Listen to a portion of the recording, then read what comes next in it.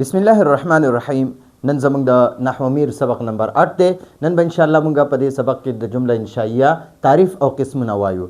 نو دې نه مخکې مونږ د مرکب تعریف کړو چې مرکب هغه دغه ته وایي دوه یا زیاتو الفاظو ته مجموعې ته وایي چې هغې کې د یو څیز طلب یا د یو څیز خبر وي پکې. نو بیا ما تاسو ته ویلي چې مرکب ته بیا دا مرکب دوه قسمه دي، یو ته مرکب مفید وایي، یو ته مرکب غیر مفید وایي. مرکب مفید پوره خبرې ته وایي او مرکب غیر مفید نیمګړې خبرې ته وایي. نو دا پوره خبره چې کومه مرکب مفید دی دته د بل نوم دی کلام او بل نوم دی جمله. نو مشهور نوم جمله دی، په ترکیب کې جمله استعمالیږي. بیا د جملې دوه قسمونه دي، یو مونږ ویلو چې یو جمله خبریه دی، یو جمله انشائیه دی. نو بیا هم جمله خبریه وي چې د جمله خبریه څه ته وایي چې بیدان کې جمله خبریه آنس که قائلش را به صدق و کذب توان کرده، چې په هغې به د جمله خبریه هغې جملې ته وایي چې د هغې ویونکي ته دا جمله خبریه ویلو والا ته د دروغو یا د رښتیاو ګمان کیدی شي، یعنې هغه دروغ هم ویلی شي، خبره دروغ هم کیدی شي،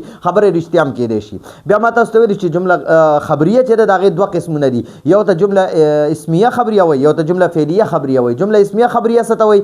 هغه جملې ته وایي چې د هغې ابتدا د اسم نه شوي وي. د جملې شروع کې چې اسم وي نو دغې جملې ته جمله اسمیه وایي، او چې جملې په شروع کې اولنی حرف اولنی لفظ هغه فعل وي نو پوه شه چې دا جمله فعلیه ده. نو بیا دا جمله اسمیه چې ده د دې دوه جزونه دي. اول جز ته مبتدا وایي او دویم جز ته خبر وایي. د دې مبتدا یو بل نوم دی مسند الیه او د دې خبر دویم نوم دی مسند. نو مسند او مسند الیه د عموم دغه مبتدا او خبر ته وایي. بیا دا جمله فعلیه چې ده د جمله خبریه دا دویم قسم چې دی جمله فعلیه. نو جمله فعلیه دوه جزونه دي، یو اول جز ته فعل وایي، دویم جز ته فاعل وایي. او د اول جز ته بیا دویم نوم وایي مسند، او د دویم د اسم دا دویم نوم چې دی دا دویم جز فاعل چې دی د دویم نوم مسند الیه دی. ٹھیک شو؟ اوس د جمله خبریه دویم قسم مونږ وایو. جمله خبریه تعریف هم څه کړو؟ بدان کې جمله خبریه آنس که قائلش را به صدق و کذب توان کرد، یعنی جمله خبریه هغې جملې ته وایي چې د هغې جملې ویونکي ته د دروغو یا د رښتیاو ګمان کیدی شي، هغه باندې د دروغو یا د رښتیاو ګمان کیدی شي، یا هغه جمله خبریه والا دروغجن یا رښتیا ویلو والا کیدی شي. ٹھیک شو جی؟ اوس د دې الټه واخله. جمله انشائیه څه ته وایي؟ وایي بدان کې جمله انشائیه آنس که قائلش را به صدق و کذب صفت نه توان کرده، یعنی په هغې کې صفت توان کردو او په دې کې به صدق و کذب صفت نه توان کرده، چې په هغې باندې د دروغ او د رښتیاو صفت ورته کیدی شو په جمله خبریه کې. او په جمله انشائیه کې د دروغ او د رښتیاو دغه ورته نشي کیدی، صفت یې نشي کیدی. بله خبره انشاء معنی ده، انشاء معنی ده یو څیز ایجاد کول، یو څیز نوی پیدا کول. نو دا متکلم چې دی که نه نو دا عموم یو نوی څیز ایجاد کوي، یو نوی څیز یوې نوې جملې له وجود ورکوي. نو دته ځکه جمله انشائیه وایي. جمله انشائیه هغې جملې ته وایي چې نوی ایجاد شي، او جمله خبریه هغې ته وایي چې په هغې کې د دروغو یا د رښتیاو ګمان پې کیدی شي. او جمله انشائیه نوې جمله چې پیدا شي، زه تا ته وایم اجلس ته کښېنه، زه تا ته وایم ته کښېنه. نو ګوره ما تا ته ووي چې ته کښېنه، نو دا دروغ او رښتیا نشي کیدی، ځکه چې زه تا ته حکم وکړم چې ته کښېنه نو ته به خامخا کښېنې، که ته کښېنې او که نه کښېنې، خو چې زه تا ته وایم کښېنه که نه نو زما په دې خبره باندې د دروغو یا د رښتیاو ګمان نه کېږي. او که زه درته وایم زید عالم دی، زید عالم دی، نو کیدی شي دا عالم وي او کیدی شي دروغ وي، عالم نه وي، او زه دروغ ویم چې یاره دا عالم دی. ٹھیک شوه؟ نو دا جمله خبریه ده. او جمله انشائیه سره زه درته وایم کښېنه، اجلس کښېنه، نو ته که ته کښېنې او که نه کښېنې، خو ما خو تا ته حکم وکړو که نه، نو حکم ته جمله انشائیه وایي. ٹھیک شوه؟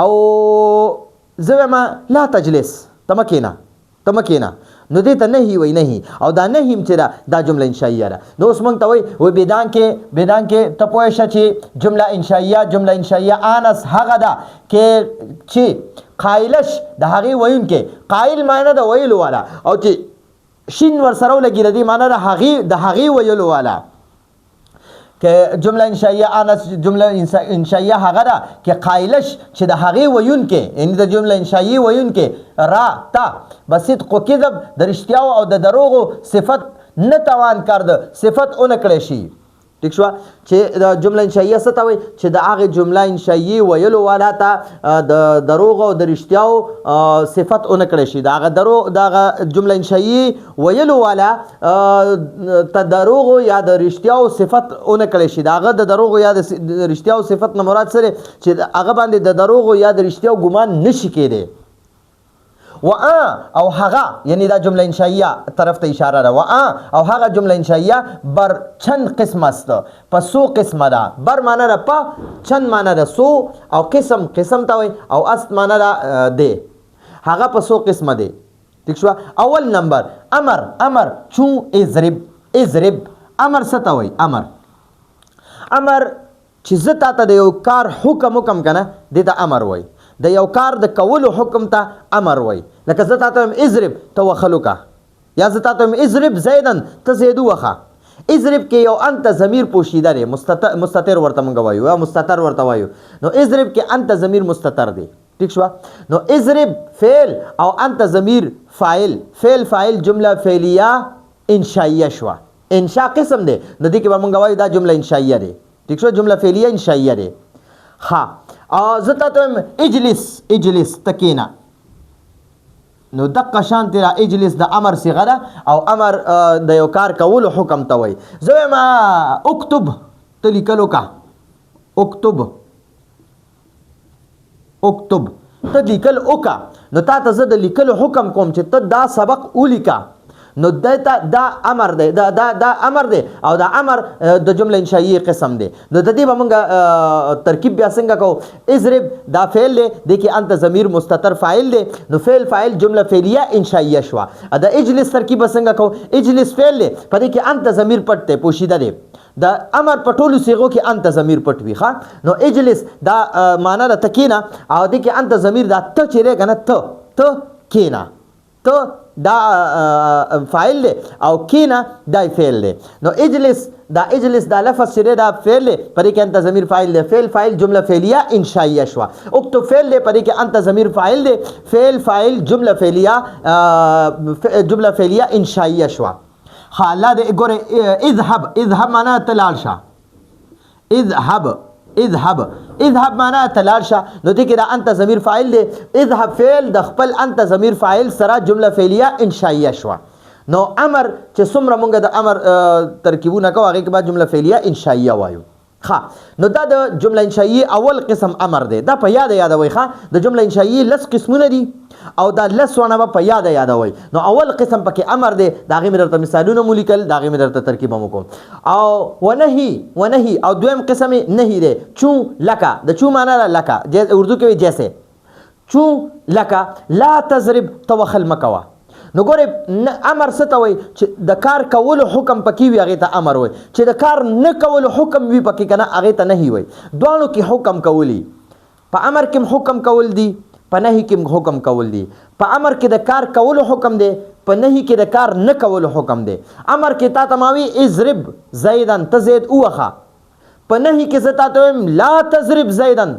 ته زید مه وخه یا زه تا ته وایم لا تضرب ته وخل مه کوه نو لا تضرب نو دا تضرب هماغه شان دی دې ته لای نهي وایي دا لای چې دا دې ته لای نهي وایي په ترکیب کې صرف د دې نوم واخله لای نهي نور دا ترکیب کې نه استعمالیږي تضرب فعل دی دې کې هماغه شان انت ضمیر فاعل دی څنګه چې اضرب کې انت ضمیر و داسې تضرب کې انت ضمیر دی ٹھیک شو نو تضرب فعل دی کې انت ضمیر فاعل جمله فعلیه انشائیه شو جمله فعلیه انشائیه شو نو لکه لا تضرب تمکینا اضرب معنا د تکینا دا امر دی حکم دی په دې کې د کار کولو لا تضرب کې د کار نه کولو حکم دی تمکینا ته وخل مکوا اضرب تو وخلو کا لا تضرب تو وخل مکوا اجلس معنا را زتا ته د ناس ته حکم کوم چې تکینا زه اوس ما نه ته جوړوم په شروع کې صرف لا ولګوا او دلته کې به د جیم سره تا ولګي لا تجلس تمکینا نو دا ته پکې فاعل دی او دا کینا پکې دا پکې فعل دی او دا لا پکې نه هی دا د نه کولو حکم د پاره دا لا استعمالیږي. لا تجلس ته مه کېنه، لا تجلس ته مه کېنه، زه تا ته د نه کېدو نه کېناستو حکم کوم چې ته به دا ناسته نه کې. برا امر کې مې درته د ناستې حکم وکړو، په لا تجلس کې مې درته د ناستې د نه کېناستو حکم وکړو چې مه کېنه، کېنې به نه هم دغه شانتې به ولاړې. ټیک شوه. ښه اکتب معنا ته ولیکه، ته لیکلو کا، دې کې د کار کولو حکم و. اوس ویم لا تکتب، لا تکتب ته لیکل مه کوه، لا تکتب ته لیکل مه کوه، ته لیکل مه کوه. اکتب کې مې درته د لیکلو حکم وکړو، د کار کولو حکم وکړو. لا تکتب کې مې درته د کار نه کولو حکم وکړو، نو دې ته نهي وایي، نهي. ټیک شوه. او اذهب معنا ته لاړ شه، لا تذهب ته مه ځه، لا تذهب، لا تذهب ته مه ځه. نو ګورئ دا مثالونه مې درته ځکه ولیکل ډېر چې په دې باندې طالب ډېر ښه پوهېږي. نو امر دا د انشاء دغه د قسم دی، نهیم د انشاء قسم دی. نو د انشاء دوه قسمونه شو، امر او نهي، امر نهي، امر نهي. اوس دریم نمبر استفهام دی. استفهام معنا د سوال کول، یو کس نه د ځان پوهېدلو دپاره سوال کول.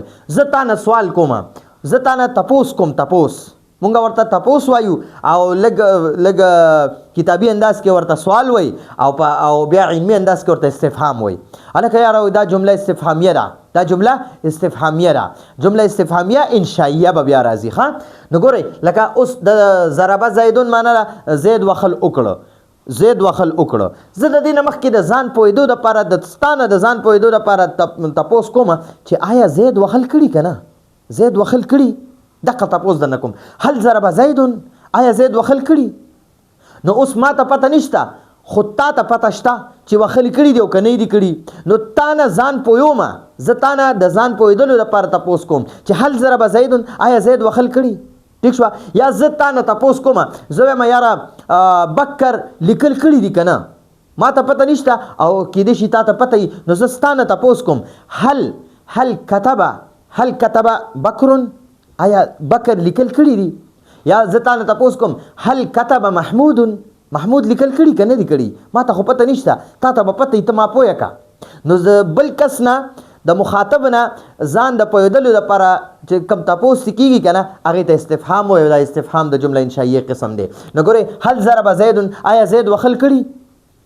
یا زه تا نه تپوس کوم هل کتبه، دا هل چې دی دا د تپوس دپاره راځي. هل كتب محمود، هل كتب محمود، آیا محمود لیکل کړي دي؟ آیا محمود لیکل کړي دي؟ نو دا کتبه فعل دی، محمود فاعل دی، او دا هل صرف حرف استفهام دی. دا به ته بیا دا هل په ترکیب کې وی دا هل استفهامیه دی، هل استفهامیه دی، هل سوالیه دی، هل استفهامیه دی. کتب فعل او محمود فاعل، فعل فاعل جمله فعلیه انشائیه، فعل فاعل جمله فعلیه انشائیه. اضرب امر دی، نو دا اضرب فعل دی کې انت ضمیر فاعل دی، فعل فاعل جمله فعلیه انشائیه. لا تضرب فعل دی په دې کې انت ضمیر فاعل دی، فعل فاعل جمله فعلیه انشائیه. او استفهام کې دی هل ضرب زیدون، نو ضرب فعل دا هل چې استفهامیه، دا صرف به د دې نوم واخلي لکه څنګه چې په لا تضرب کې د لای نهي نوم واغستو چې دا لای نهي ده، او استفهام کې به صرف د هل نغه واخلي، نوم به واخلي. هل استفهامیه دی. ضرب زیدون دا ضربه فعل دی، زیدون فاعل دی. ضربه معنا د وخل وکړه او زید معنا د زید وخل وکړه، زید وخل وکړه. نو آیا زید وخل وکړه؟ آیا زید وخل وکړه؟ زه تا نه تپوس کوم ځان پوهېدو دپاره، آیا زید وخل کړي؟ نو ته ما ته وایې او کړي دي یا وایې نه دي کړي، نو ته به ما دغه شانتې پوهې. نو هل ضربه زیدون کې هل استفهامیه دی، ضربه فعل او زید فاعل، فعل فاعل جمله فعلیه انشائیه. هل استفهامیه، کتبه فعل او محمود فاعل. دا استفهامیه نوم چې والي بس په ځای به پرېږدي، دا بیا په ترکیب کې نه استعمالیږي. کتبه فعل، محمود فاعل، فعل فاعل جمله فعلیه انشائیه. ٹھیک شو جی. اوس څلورم نمبر تمنی دی. تمنی معنی دا خواهش کول، خواهش کول. ٹھیک شو. د یو شی تمنا کول، آرزو کول، خواهش کول، تمنی ورته وایي. ها نو دا استفهام اول د جمله انشائیه اول قسم امر دی، د جمله انشائیه دویم قسم نهی دی، د جمله انشائیه دریم قسم استفهام دی، د جمله انشائیه څلورم قسم تمنی دی. نو تمنی څه ته وایي؟ تمنی چون چو لیت زیدن حاضرون، لیت زیدن حاضرون. و تمنی او تمنی چو لکا لیت زیدن حاضرون. کاش، د لیت معنا ده کاش، کاش ارمان چې زید حاضر وي، ارمان زما دا خواهش دی چې زید حاضر وي، ارمان چې زید حاضر وي، یا کاش چې زید حاضر وي. نو د لیت معنا ده کاش او زیدن حاضرون معنا زید حاضر وي. ٹھیک شو. نو دا تمنی چې راکنه تمنا کول، تمنا کول د یو تمنا څه ته وایي؟ خواهش کول، د یو څیز خواهش کول. لکه اوس زه وایم یار کاش چې زید راغلی وی، کاش چې زید موجود وی، که نه خو موجود نه دی، نو کاش چې زید موجود وی. او یا د تیر شوي شیز ارمان کول، کاش چې یو بوډا سړی دی هغه وایي کاش چې زه واپس هلک شم، ځوان شم. ٹھیک شو. نو دا تمنا چې ده که نه دا د راتلونکي او د تیر شوي دواړو کارونو دپاره استعمالیدی شي. یا تمنا چې ده تمنا دا د محبوب څیز دپاره استعمالیدی شي، د محبوب. ګوره زید فرض که ماته محبوب دی نو زه وایم لیت زیدن حاضرون، کاش چې زید حاضر وی، کاش چې زید حاضر وی. یا زه وایم یو بوډا سړی دی، یو بوډا سړی دی هغه وایي لیت الشباب یعودو، کاش چې ځواني واپس راشي، کاش چې ځواني واپس راشي. نو هغه بوډا ته خپله ځواني محبوبه وه، نو ځکه وایي چې کاش واپس دا ځواني راشي. نو دا تمنا چې ده دا د محبوب څیز دپاره، صرف د محبوب څیز دپاره استعمالیږي، او ممکن دپاره، ممکن او غیر ممکن دواړو دپاره استعمالیدی شي. اوس دا بوډا چې د ځوانۍ تمنا کوي، د ځوانۍ خواهش کوي، نو دا ځواني خو واپس نشي راتلی که نه، نو دا ناممکنه کار دی، دا نشي کېدی. او دی بیا هم خواهش وکړو او دا زید چې دی که نه هغه موجود نه دی خو راتلی خو شي که نه، نو دا د ممکن کار هم تمنا د دواړو دپاره استعمالیدی شي. د ناممکنه دپاره هم کېدی شي، لکه بوډا چې وایي چې زه واپس ځوان شم، او د ممکن دپاره هم تمنا کېدی شي، خواهش کېدی شي چې لیت زیدن حاضرون، کاش چې زید حاضر وي. ٹھیک شوه. ښه، دا خبره خو وشوه. نو لکه لیت زیدن حاضرون، کاش چې زید حاضر وي. نو بیا به د دې څنګه ترکیب کې، ترکیب کې به دا لیت نه لیت دا به حروف مشبه بالفعل نه یو حرف دی. لیت د حروف مشبه بالفعل نه یو حرف دی. حروف مشبه او اولنی اسم له نسب ورکوي او دویم اسم هغه رفع ورکوي. نو زه وایم چې یاره دا خبره په دې ځای کې پرېږدم، آسان دی. لیت د خپل اسم او خبر سره، لیت د خپل اسم او خبر سره جمله اسمیه انشائیه شوه. لیکن که زه اوس دلته د دې پوره ترکیب کوم نو چې کوم ابتدایي طلبا دي هغوی به ذهني پریشانه شي چې دا پکې لا اوس څه شروع شو. نو زه وایم چې یاره دا به په دې ځای باندې پرېږدم، دا ترکیبونه پکې چې کوم آسان ترکیبونه هم یې وکړه، خو چې کوم لږ مشکل یې هغه به په ځای پرېږدو. هغه به صرف تاسو زده کوئ چې دا لیت حرف مشبه بالفعل نه یو حرف دی. یا داسې مه وایئ لیت تمنیه دی، حرف تمنا دی، حرف تمنا دی. او زیدن حاضرون دا ورله جمله ده. نو دا لیت زیدن حاضرون، کاش، کاش لیت معنا ده کاش، زیدن حاضرون چې زید حاضر وي، کاش چې زید حاضر وي. ٹھیک شوه. اوس دا جمله انشائیه پنځم قسم زده کوي. ترجی، ترجی څه ته وایي؟ امید ته وایي. امید د یو څیز امید لرل، چېرې امید دی چې عمر حاضر وي، یا امید دی چې یا شاید چې عمر غیب وي. لعل معنا امید هم کېدی شي، او شاید دا لفظ هم استعمالی دی. شاید چې عمر غیب وي، غیب موجود نه وي، غایب وي. ٹھیک شوه. نو ترجی څه ته وایي؟ ترجی امید ته وایي. ترجی امید کول.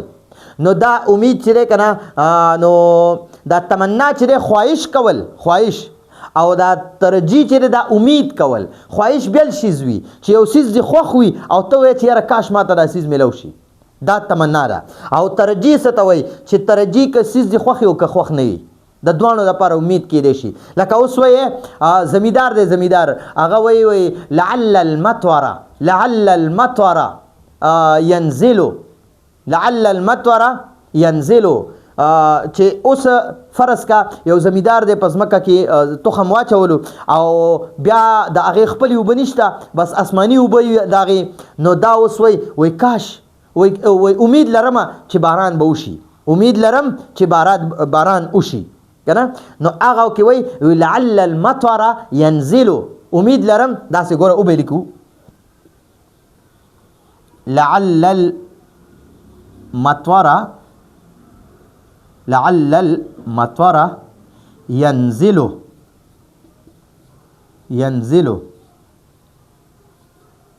لعل المطر ينزل امید ده امید د دې لعل معنا به موږ وکړو امید ده چې باران وشي امید ده چې باران وشي اوس دا خو خوښ شیز دی چې زه غواړم چې باران وشي اوس که چېرته د زمیندار دا فصل پوخ شوی دی بلکل تیار دی ریبلو ته او په دې کې په ده باندې وریځ راشي او د لا ریبلی نه دی او نو دا بیا هغه وخت کې د لپاره دغه وخت کې باران محبوب سیز نه دی خوښ سیز یې نه دی د ده خواهش نه دی چې اوس باران وشي چې تخم یې وشیندلو نو هغه وخت کې د ده خواهش وي چې اوس باران وشي خو چې کله تخم پوخ شوی دی ریبلو ته تیار دی نو دا هغه وخت نه غواړي چې باران وشي نو چې وریځ راله او د ده تخم تیار دی نو دا بیا هغه وخت کې ویلی شي لعل المطر ينزلو یاره کیدی شي چې باران وشي شاید چې باران وشي خوښ مې نه دی چې دې وخت وشي خو کیدی شي چې وشي او که تخم ایله وشیندي په ځمکه نو هغه وخت کې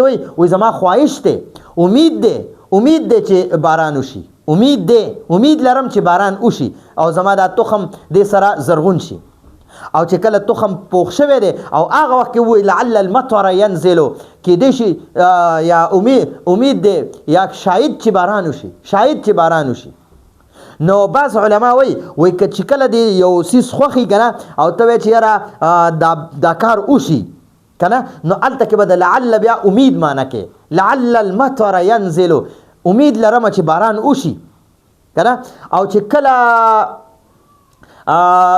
تخم پوخ شوی دی او دغه وخت ستا خوښ نه دی چې باران وشي خو باران د باندې راځي نو بیا د لعل معنی به وایي کیدی یا شاید چې باران وشي ٹھیک شو نو تمنا د محبوب سیز د لپاره خواهش کول لکه زه وایم چې کاش زید راشي یا زه وایم چې کاش زمونږ په ملک کې اسلامي شریعت راشي کاش امید کاش چې زمونږ په ملک کې زما خواهش دا دی چې زما ارزو تمنا دا ده چې زمونږ په ملک کې د قرآن او د حدیث دغه راشي د شریعت حکم راشي زمونږ ملک حکومت د قرآن او د حدیث مطابق راشي نو دا خواهش لرم نو دغه ممکنه ده ٹھیک شو او محبوب مم دی خوښ مم دی او یا چې دی داسې سړی ووایي او بوډا سړی دی هغه وایي چې یاره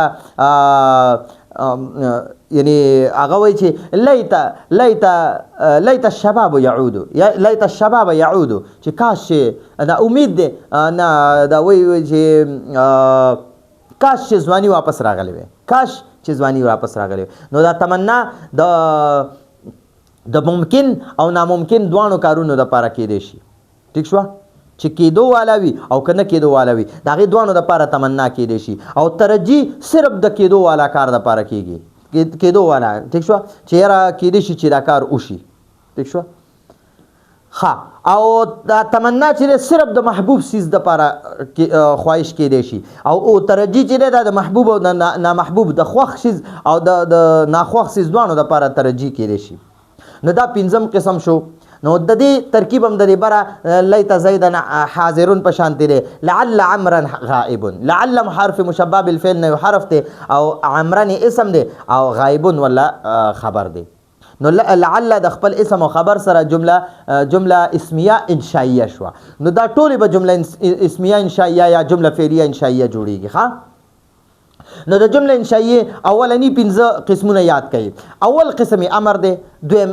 نهی ده دریم استفهام دی څلورم تمنی ده پنځم ترجی ده امر نهی استفهام تمنی ترجی امر نهی استفهام تمنی ترجی ٹھیک شو نو دا 15 به اول یاد کړئ بیا به پسې دا 15 په دې دویم قسم کې یاد کړئ نو د جمله انشائیه 15 قسمونه به په یادول غواړي عقود وعقود شپږم نمبر عقود دی عقود د عقد جمع ده د عقد جمع عقود دی د عقد جمع د دې عقد دا عقد واحد دی عقود جمع ده او عقد څه ته وایي عقد معنی دا غوټه تړل یو سیز له غوټه ورکول یا دوه تارونه دي یو بل سره داسې غوټه کولو ته عقد وایي عقد یا ګورئ عقد بیع ته وایي بیع ته. دوه کسان دي یو بل سره معامله کوي لکه مثلا یو قلم خرڅولو والا دی دا بل قلم اخیستو والا دی. نو دا قلم چې څوک خرڅوي هغه وایي زه قلم خرڅوم ما قلم خرڅ کو. دا دغه والا چې کوم قلم اخیستو والا دی هغه وایي ما قلم واخیستو. نو معامله د دوو کسانو خپلو کې یو بل سره معاملې ته عقد وایي عقد. ٹھیک شو یا تړلو ته عقد وایي. نو ګورئ دوی دواړو یو بل سره دا خبرې یو بل سره وتړلې دا کتاب یو قلم خرڅ کو بل واغستو نو دا معامله وشوه د خپلو کې د عقد وشو عقد خبره وشوله. یا یو سړی او یو ښځه یو بل سره نکاح وشي نو د دې دغه ته عقد وایي عقد. ٹھیک شو یا دغه شانتي یو سړی مالک دی بل کرایه‌دار دی د مالک او د کرایه‌دار خپلو کې یو بل سره معامله وشوه. د کرایه‌دار وایي زه به دومره کرایه در کوم یا د مالک وایي زه به کرایه باندې په دونه کرایه باندې در کوم. دا کرایه‌دار وایي بس ما ته منظور دی ما واغستو په دومره کرایه باندې. نو د دې خپلو کې معامله وشوه.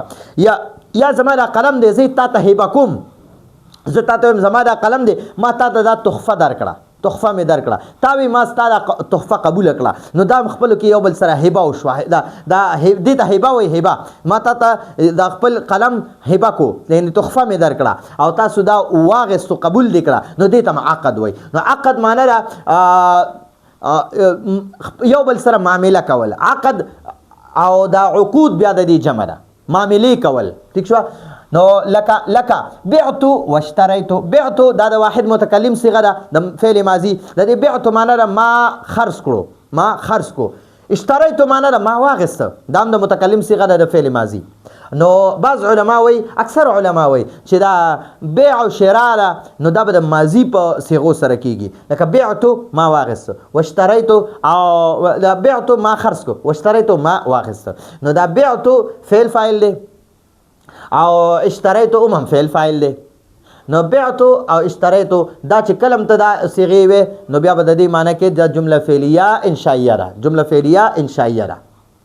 نو دا شپږم قسم شو امر نهی استفهام تمنی ترجیع عقود. امر نهی استفهام تمنی ترجیع عقود دا شپږ زده شو. اوس مخکې اووم نمبر ته ګوره ندا ندا معنی اواز کول چاته اواز کول چو لکه یا الله الله پاک ته اواز کول چې یا الله زما دا پلانې کار وکړه یا الله یا زما دا پلانې کار وکړه. نو دا یا حرف ندا او لفظ الله منادا یا حرف ندا لفظ الله منادا. نو ندا منادا دا بیا ندا شو. ندا منادا څه شي دې ته ندا وای او بیا د دې نه وروسته چې کومه جمله وي هغې ته جواب ندا وای. نو ندا او جواب ندا دا جمله انشائیه شوه.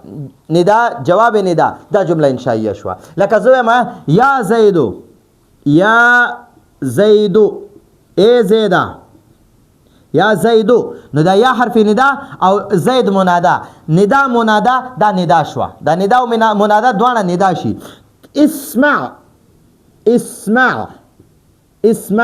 کلامی.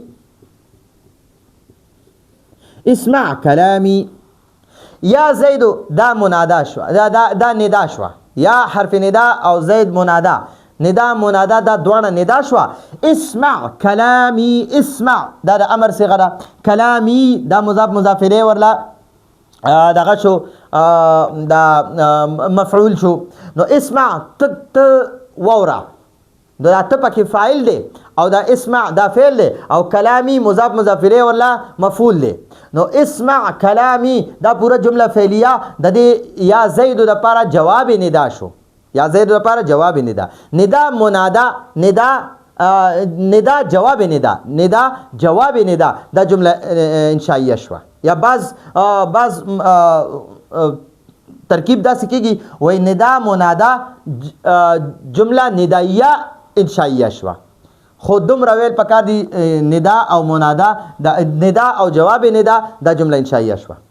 نو اوم نمبر ندا ده. اتم نمبر عرض دی. عرض څه ته وایي په نرمۍ سره په مینا محبت سره چاته درخواست کول د یو کار کولو د یو کار درخواست ورته کول. یو امر وي چې هغه په مینا محبت نه په هره طریقه باندې ته هغه ته د کار کولو حکم کې او دې کې حکم نه وي دې کې درخواست وي. درخواست یاره زما خواهش دی چې ته زمونږ ځای ته راغلی وې نو ما به ستا څه اکرام کړی وې یار زما خواهش دی چې ته ما سره جمعات ته تللی وې الله به ډېر اجر درکړی وې. زما خواهش دی چې ته ما سره مدرسې ته تللی وې نو ته به عالم جوړ شوی وې که نه. نو دا خواهش دی زما درخواست دی تا ته په نرمۍ سره. ٹھیک شوه. نو وایي الا تنزلو بنا. نزله ینزلو معنی ده راکوزېدل، مطلب یې دی راتلل. ٹھیک شوه، راتلل. الا دا اچ دی استفهامي دی. لا تنزلو ته ولې نه راځې بنا زمونږ خواله، ته ولې زمونږ خواله نه راځې فتصیب خیرا چې تا ته خیر ورسي. الا تنزلو بنا فتصیب خیرا ته زمونږ خواله ولې نه راځې، ته زمونږ مجلس ته ولې نه راځې، ته زمونږ درسګاه ته ولې نه راځې فتصیب خیرا چې تا ته خیر ورسي، عالم شي، ښکلی مدرس شي، ښکلی انسان درنه جوړ شي، دیندار انسان درنه جوړ شي. نو الا تنزلو بنا ته زمونږ خواله ولې نه راځې فتصیب خیرا چې تا ته خیر در رسېدلی وي. نو دا عرض به نه وایي، عرض. نو دا د جمله انشائیه اتم قسم و. د جمله انشائیه نهم قسم دی قسم. وقسم چون والله لاضربن زیدا. و قسمیه دی او لفظ الله یعنی والله زما دی د الله په ذات قسم وي، والله زما په الله قسم لاضربن زبا خامخا وخم زیدن زید، زبا زید خامخا وخم. نو والله لاضربن زیدن، والله لاضربن زیدن، والله زما دی په الله قسم وي لاضربن زیدن زبا زید خامخا وخم. نو دې تم جمله انشائیه وای چې هغه په ابتدا د قسم نه وشي. ٹھیک شو. او واو قسمیه به څنګه پیژنې؟ واو قسمیه چې کله دا واو وي که نه او د ده نه وروسته یو اسم مجرور وي نو پوه شه چې دا واو قسمیه دی. ٹھیک شو. لکه والعصر والعصر د دې واو نه پس واو حرف جر دی، واو حرف جر قسمیه دی او د دې نه وروسته د اسم له جر ورکړی دی. یا دی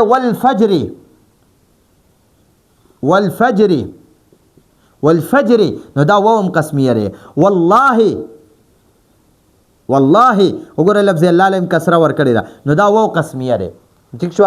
نو قسم چې دی دا د جمله انشائیه دا نهم قسم دی. او تعجب حیرانتیا ته وایي، حیرانتیا یو څیز باندې انسان حیران شي چې که نه نو دا حیرانتیا ته چې دی تعجب وایي. نو دا د جمله انشائیه لسم قسم دی. وتعجب چون او تعجب لکه ما احسنه دا اصل کې دی ما احسن زیدن، زید څومره ښایسته دی. ٹھیک شو. واحسن به یعنی واحسن بزید زید څومره ښایسته دی. د دواړو جملې دا ما احسنه یو جمله دام د تعجب دپاره استعمالیږي او احسن به دام د تعجب دپاره استعمالیږي، حیرانتیا دپاره استعمالیږي. ما احسنه هغه څومره ښایسته دی، څومره ښه دی. ٹھیک شو. یا داسې ووایه د دې ها ضمیر په ځای باندې ته اسم ووایه ما احسن زیدن، ما احسن زیدن زید څومره ښه دی یا زید څومره ښایسته دی. یا داسې دا احسن به مو ګوره، احسن به معنی ده هغه څومره، د دواړو معنی یو شانتې ده. د ما احسنه چې کومه معنی ده د احسن به هماغه معنی ده.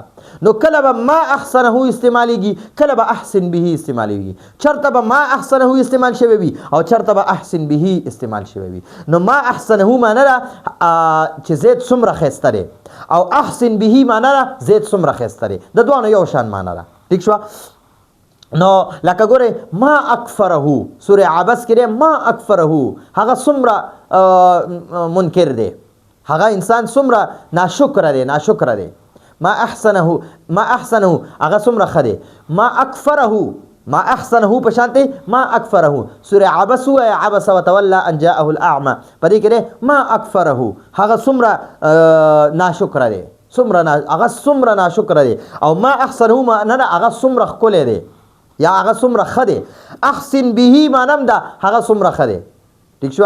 او که ته ووایې چې یاره اکفر به د احسن به په ځای باندې ته اکفر به وي هغه څومره ناشکره دی. نو ما اکفره مانم دا هغه څومره ناشکره دی او اکفر به مانم دا هغه څومره ناشکره دی. ما احسنه مانم دا هغه څومره ښکلی دی او احسن به مانم دا هغه څومره ښکلی دی.